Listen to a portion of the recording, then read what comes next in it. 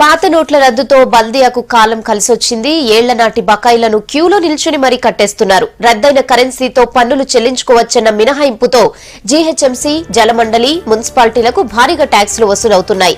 నిన్న ఒక్కరోజే బల్దియాకు 50 కోట్లు, జలమండలికి 17 కోట్లు ఆదాయం వచ్చింది.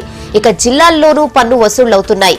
ప్రభుత్వం పాత నోట్లతో పన్ను కట్టే అవకాశాన్ని 14వ తేదీ వరకు పొడిగించడంతో బల్దియా, మున్సిపాలిటీలకు భారీగా ఆదాయం వచ్చే అవకాశం ఉంది.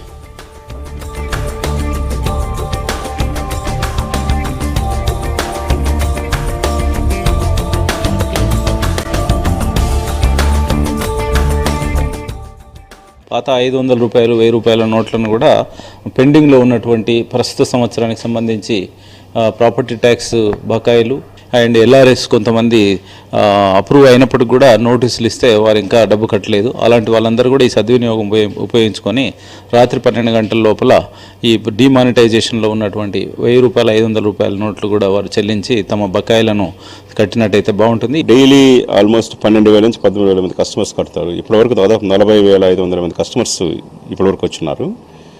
7:30 నుంచి కలెక్షన్స్ మొదలు పెట్టాము. మా బిల్ కలెక్టర్స్ కూడాను ఉదయం నుంచి తిరుగుతూ ఉన్నారు. సీనియర్ ఆఫీసర్స్ కూడాను అంత తిరుగుతున్నారు. నేను కూడా ఒక 3 సెంటర్లు తిరిగి వచ్చాను. పెరిఫరల్ సర్కిల్స్లో చూసుకొచ్చాను. ప్రజలు చాలా మంది బాగా ముందుకు వస్తున్నారు. అంటే దాదాపు 3 ఇంతలు పెరిగారు ఇప్పటికే.